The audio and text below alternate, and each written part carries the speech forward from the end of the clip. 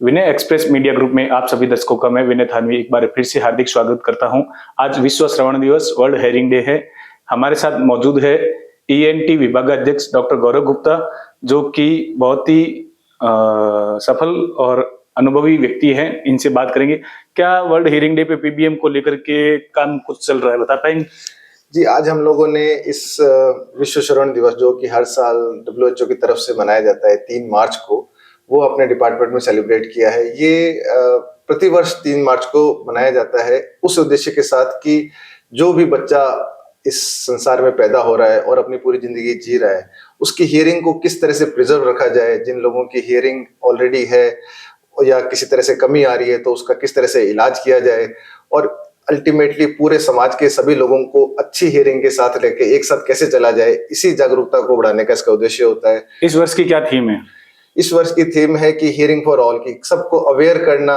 एक जितने भी छोटा बच्चा है या बड़ा बच्चा है, उन सबको अपनी हियरिंग के लिए अवेयर करना है कि किस तरह से वो अपने हियरिंग की रक्षा कर सकते हैं, किस तरह से अपने हियरिंग को प्रिजर्व करके एक समाज में एक अपना अच्छे से योगदान दे सकते हैं। ईएनटी विभाग में एक बहुत बड़ा रोल होता है कॉकलियर इम्प्लांट का, और बीकानेर में आपने 201 कॉकलियर इम्प्लांट सफलतापूर्वक किए हैं और आधुनिक ओटी आपके पास में उपलब्ध है। क्या कुछ कहना चाहेंगे, इस कुछ अनुभव शेयर करें?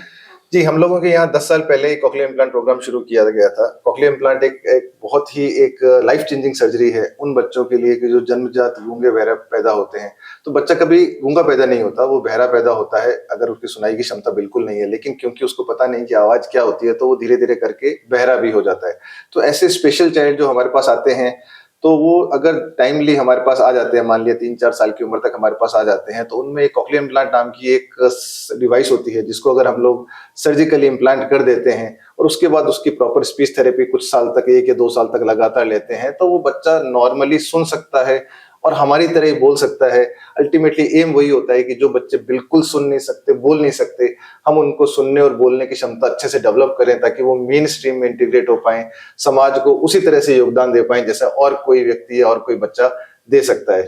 तो हमारे यहाँ अभी तक 201 इम्प्लांट हो चुके हैं। अच्छी बात यह है कि राजस्थान गवर्नमेंट की एक बहुत अच्छी स्कीम है, जो राजस्थान देश में अग्रणी स्थान रखता है, जिसमें आयुष्मान आरोग्य योजना के तहत हम सब कुछ ऑपरेशन से पहले के जो भी चीजें हैं, भले वो हियरिंग एड हो, ऑपरेशन के दौरान यूज होने वाली जो लेटेस्ट मशीन है, या ऑपरेशन के बाद चलने वाली 2 साल की स्पीच थेरेपी है, ऐसे शरीर रख रखाव के लिए बहुत सारे ऐसे एक कंपोनेंट्स गवर्नमेंट ने हमें एक स्कीम में दे दिए हैं, जिसकी सहायता से इन बच्चों का, ऐसे बच्चों का, मूक बधिर बच्चों का बहुत ही सफलतापूर्वक इस तरह का इलाज कॉकलियर इम्प्लांट के द्वारा किया जाता है। जैसा कि आपने बताया कि 201 कॉकलियर इम्प्लांट आपने किए हैं, कोई एक ऐसा ऑपरेशन जिसका आप अनुभव शेयर करना चाहेंगे, विशेष लगा हुआ आपको? शुरुआती दौर पे ही जब हमने पहला इम्प्लांट किया, तो एक ऐसी बच्ची का इम्प्लांट किया था कि जिसके दोनों कानों में एक ट्यूमर था।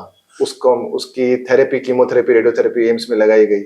उसकी सुनाई की क्षमता जा चुकी थी, जो हमारा पहला केस था हमारी सीरीज का, और उसको हमने कॉकलियर इम्प्लांट किया, जो कि जन्मजात बहरी नहीं थी, लेकिन ट्यूमर की वजह से दोनों कानों में उसके ट्यूमर था। वो उसको सक्सेसफुल कॉकलियर इम्प्लांट ट्रीटमेंट के बाद वो दोबारा सुन पा रही है, बोल पा रही है।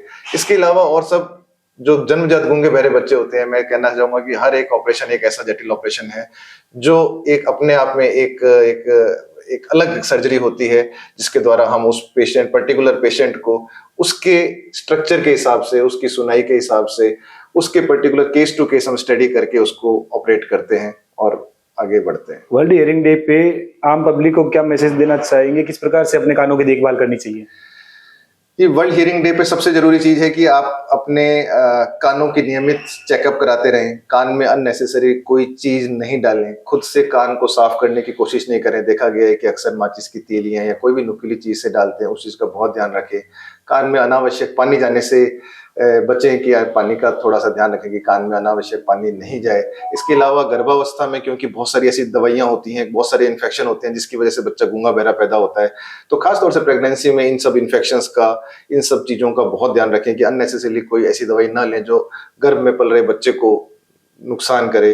तो ये एक जागरूकता हम फैलाने की कोशिश कर रहे हैं, और जैसे ही ऐसा कोई बच्चा या ऐसा कोई मनुष्य आपकी सोसाइटी में आपको ध्यान में आ रहा है, तो तुरंत से अपने नजदीकी नाक कान गला विशेषज्ञ से संपर्क करें, क्योंकि जितनी जल्दी ये ऐसे मरीज हमारे कांटेक्ट में आते हैं, हम लोग उनको डायग्नोसिस कर पाते हैं, उतना ही अच्छा हम उसको रिजल्ट दे सकते हैं हियरिंग पर्सपेक्टिव में। अंतिम सवाल ये पूछना चाहूंगा कि पीबीएम के अंदर ईएनटी विभाग के अंदर क्या क्या सुविधाएं उपलब्ध है? जी, पीबीएम के ईएनटी विभाग में स्टार्ट करें हम डायग्नोसिस तो सभी तरह के सुनाई की जांचें हमारे यहाँ होती हैं। न्यू जब बच्चा पैदा होता है उसकी जांच से लेके जो बच्चा बूढ़े हमारे पास अधिक एज के ग्रुप आते हैं, तो उन सब की सभी तरह की सुनाई की जांचें, जैसे अगर प्रोटॉन ऑडियोमेट्री, बेरा, इम्पीडेंस, सभी तरह की हम लोग उनके पास सुनाई की जांचों की सुविधा उपलब्ध है। डेली हमारे पास काफी ओपीडी रहता है, हम डेली ये सुविधा उपलब्ध रहती है, कोई दिन हमने निश्चित नहीं किया हुआ।